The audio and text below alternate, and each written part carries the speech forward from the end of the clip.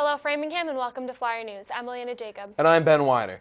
On today's show, we have the inside scoop on a bike race for charitable cause with Patrick Cassidy, followed by a review of the recent job fair here at Framingham High with Benji Kling. To round out today, we have to say farewell to two of Flyer News' most long-lasting segments, movie reviews with Alex Hirsch and New England Sports Minute with you, Ben, and Evan Marinovsky. All that and more on Flyer News.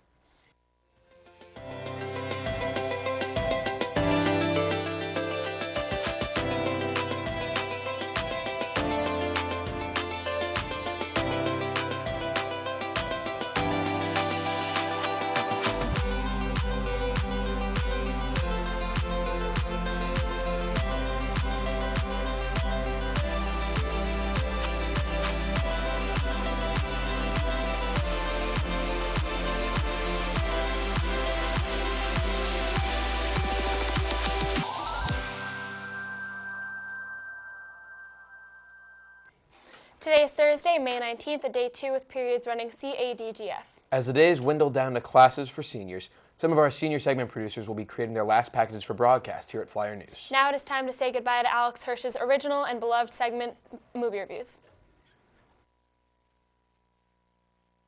The plot to Captain America Civil War is that it's basically the third Avengers movie. And right now there's this registration act. It's called the Sokovia Accords, and what's going to happen is that superheroes need to be held accountable for the actions that they commit.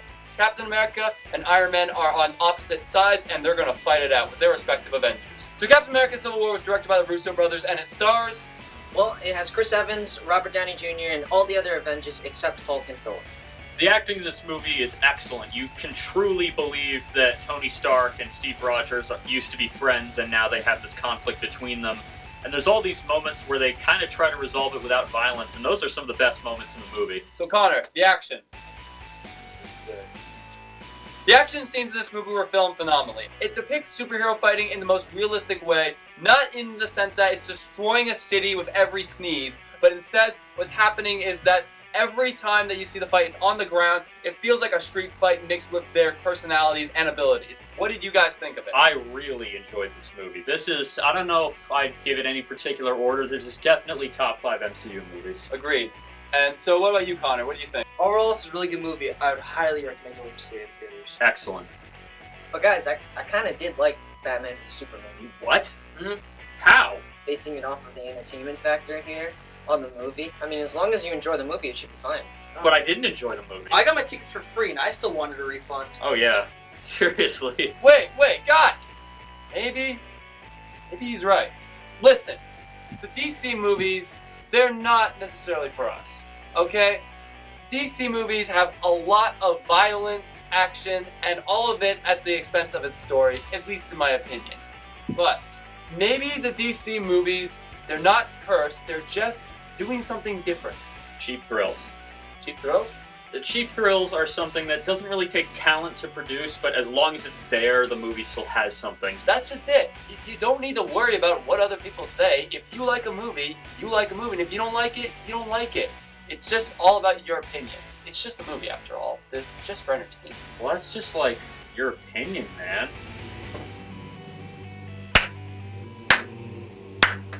What are you doing? You were right. There is no curse. None at all.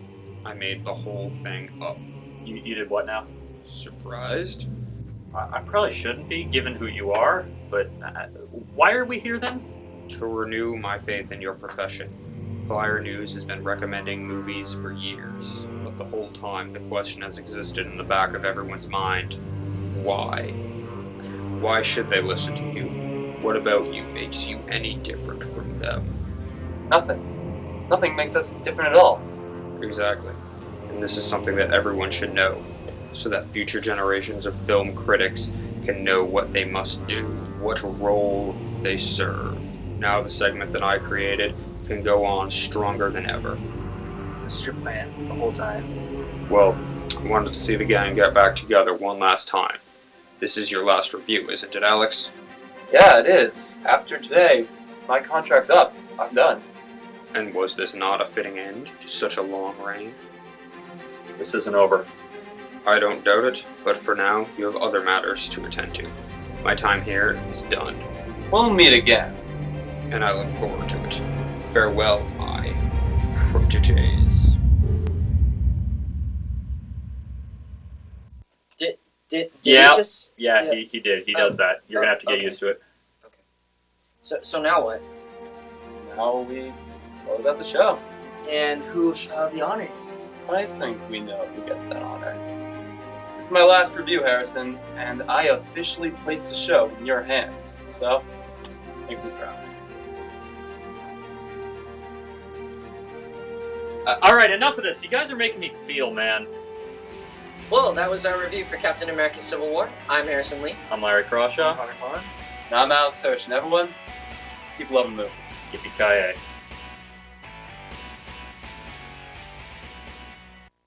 Donald Trump is asking vice presidential hopefuls for their tax returns, despite the fact that he is not releasing his. It is standard practice for potential vice presidential picks to submit detailed financial paperwork, including tax returns, to the person who could choose him as VP. However, it would be unprecedented today that for the vice president to be the only one on the ticket who has disclosed theirs. Trump has said that he will release his when his routine audits come to a close, something he admits could come after Election Day. Trump has maintained that there is little that people could learn from his returns, as he supposedly fights not to pay much in taxes, but has declined to release the rate in advance. A lot of amazing charity work has been going on in Framingham, with Relay for Life starting up and the boys volleyball team playing for MPS awareness. This morning, Patrick Cassidy has some information for us on the Pan Mass Challenge. The Pan Mass Challenge is a bike race that raises money for life-saving cancer research, along with helping cover the cost of treatment for some patients at the Dana-Farber Cancer Institute. Now we have Patrick with more information. On Sunday, the PMC Kids Ride is happening at Brophy School. This event is a fundraiser for the Jimmy Fund and the Dana-Farber Foundation in order to raise money for the awareness of cancer research. PMC stands for Pan Mass Challenge, and stemming off from the actual PMC, which can be an up to 188-mile bike ride across Massachusetts, this PMC Kids Ride is held at Brophy School and in the surrounding neighborhood. Looping around Flanagan Drive, kids will ride their bikes starting around Brophy School and around Flanagan. On a day filled with fun and sun, the event takes place this Sunday from 9 to 1, beginning at Brophy School. So all the funds raised from this event will go directly towards the Jimmy Fund and the Dana-Farber Cancer Institute and be used towards cancer research and cancer treatment. And the ride is on Sunday, May 22nd from 9 o'clock to 1 o'clock, and we would like to see everyone out there. Coordinators Jeff Chan and Hannah Greenberg have worked really hard on this project as they hope to continue the very successful ride, which has been going on to be its 4th year now. Created by Michael Berkson and a team of other high schoolers, the tradition has been passed on from Michael Berkson to Katie Cassidy and Alex Sheldon, to Rhea Moses and Jack Snyderman, and on to Jeff Chan and Hannah Greenberg this year. The event has tons of riders and a huge volunteer base from around FHS and the community. Everyone is still welcome to sign up for the ride on the website www.kids.pmc.org and participate for the race. Reporting for Flyer News, this has been Patrick Cassidy. On Thursday, EgyptAir reported that Flight 804 had vanished from radar on its way from Paris to Cairo with 66 people aboard. The plane lost contact overnight above the Mediterranean Sea at an altitude of 37,000 feet. Concerned relatives gathered in Cairo and Paris airports and were ferried to special centers at both airports where translators and psychiatric support awaited. Passengers on board the Airbus A320 included 3 children, 2 of which were infants, according to Captain Ahmed Adel, a vice chairman at EgyptAir. The flight departed from Charles de Gaulle Airport at 11:09 p.m. Wednesday and was meant to land in Cairo at 3:15 a.m. Thursday. The last location of contact was 173 miles from the Egyptian coast. There was no special cargo on the plane and no notification of any dangerous goods aboard, and a distress signal was detected at 4:26 a.m., about 2 hours after the jet vanished. The Egyptian Navy is conducting search and rescue operations with help from Greece. Flyer News will keep you updated as the story progresses. And now it's time for you to say goodbye to your segment, Ben. In my final episode of New England Sports Minute, my co-host and I, Evan Marinofsky, will be discussing my favorite topic in all of sports, the NBA draft. I hope you all enjoy, and let's go Celtics.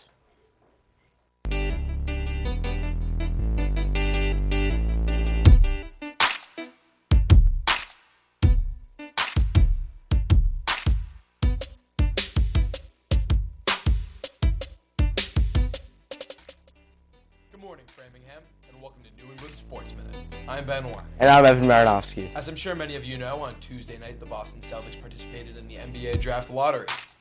And they only participated in the lottery because of their trade a few years back with the Brooklyn Nets that involved Kevin Garnett and Paul Pierce that basically landed us a ton of lottery picks because the Brooklyn Nets don't know how to trade. Yeah, Billy King, what a guy. I don't really know what the Brooklyn Nets were thinking about that. They wanted a championship, which... Hey, they got to the Eastern Conference Finals, which is farther than we got that year. Well, that was, but now we're going to be going to the finals many years in a row. Well, that's the plan if we get this draft pick. Well, actually, we have 3 more shots at this draft pick. We have a lot of shots at the draft. This year's draft, we're going to talk about that. It's not as deep as we may think, but we're going to go right into that. So 3's good, but it's like not as good as it should be. So this year, the issue is that there's 2 sure-thing prospects, bona fide superstars. That's the plan, top 2 guys.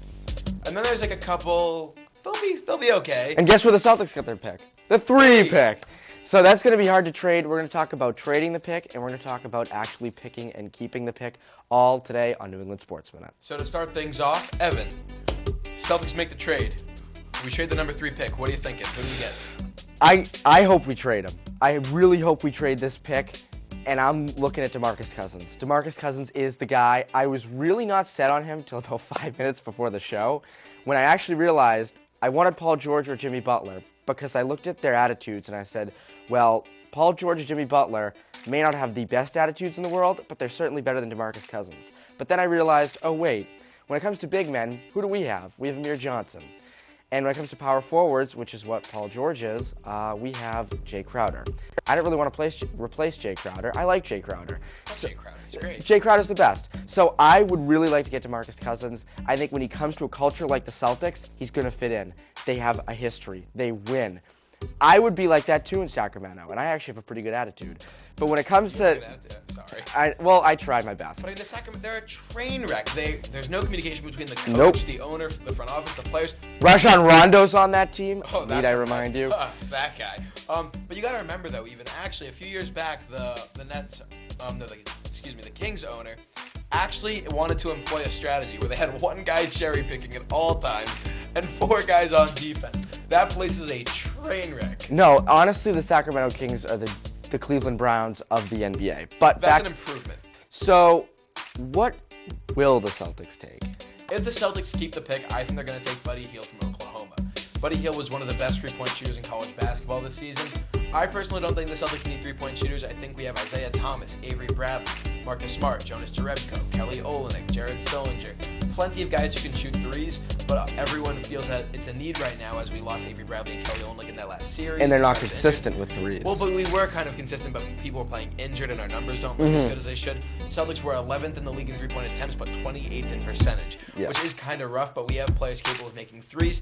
And I don't think that Buddy Hield is an improvement over Avery Bradley. But Hield is known for his high character, his ability to score the ball. He has shown improvement every year in college. And is he a superstar at the next level? Unlikely.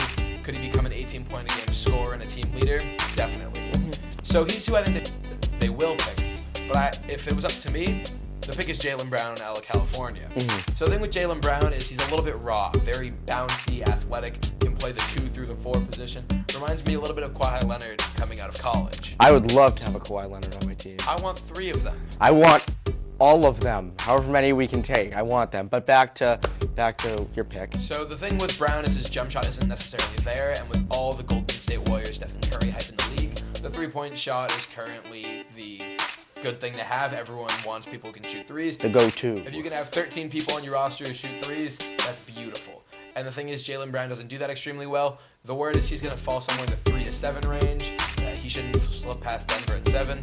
But honestly, I think he could be a very good addition to a Celtics team that will give him plenty of time to develop and already compete. I think it'll be a great culture for him, and I think it'll be a very nice consolation prize if the Celtics, since we didn't get a top 2 pick. I am a senior, so this will be my last broadcast of New England Sports Minute, but I know we'll be in great hands with Evan Marinofsky. Great job, Ben. And also, a big congrats. Ben got into Syracuse, and he'll be going to Syracuse next year. Thank you for all your hard work and time. No problem. It's going to be you're going to do a great job with this. Thank you. And I'm going to miss disagreeing with you on all things sports. Yeah, I don't know who I'm going to disagree with next year. I don't know if I'm even going to choose a partner for next year or just continue with live stuff. Just go solo. You got this. I'll try. I'll consider people to come on here and there, but there's no one like you to disagree with. So, all the best, man. I'm Evan Marinofsky.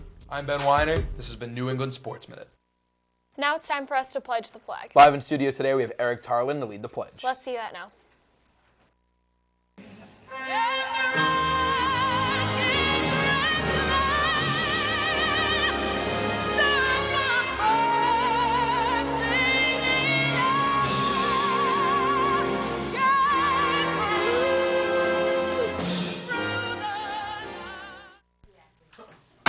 Please stand for the pledge.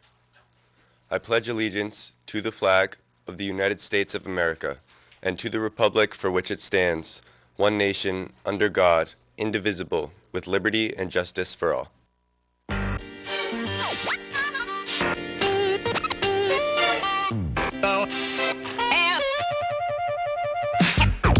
Have no place to go.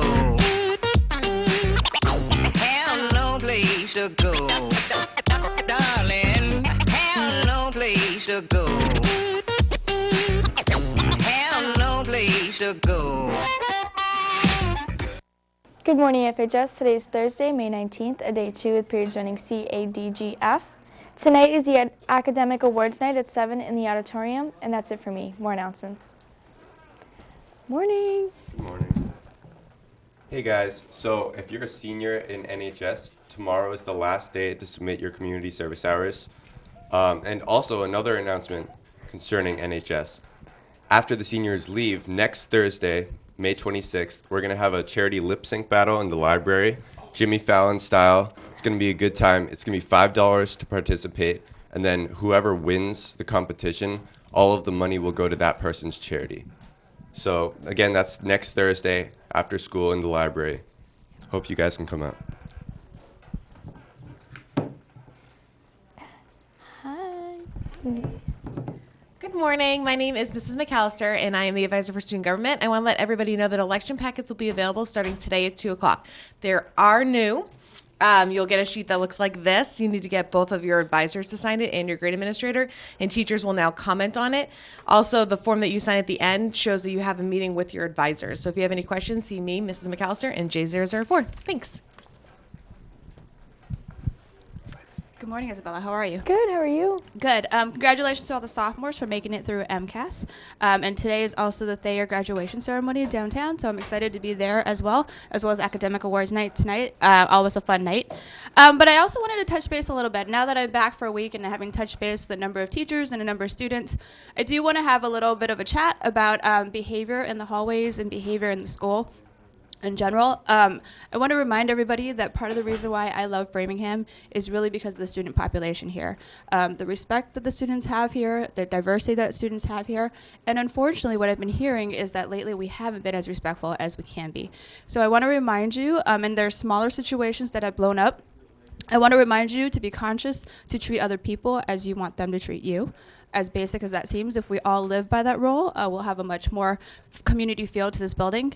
It's little things. If adult asks you to put your cell phone away, put it away. The rule is that you're not supposed to have it out, just put it away.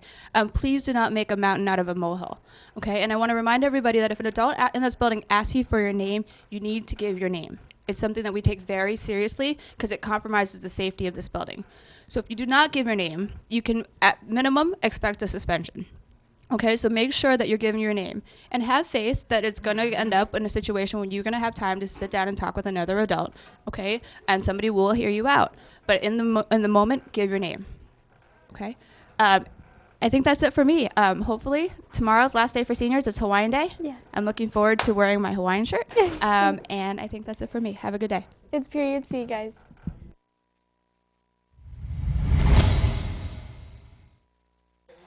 We've had a very full show today covering the NBA draft to the Pan Mass Challenge. If you want to watch our show again, you can catch us back at 5 or 8 o'clock on 8 Comcast, 15 RCN, or 41 Verizon Fios on the Framingham Education Channel. Don't forget to check us out on YouTube as well. I'm Elena Jacob. And I'm Ben Weiner. For the last time, take it easy, seniors.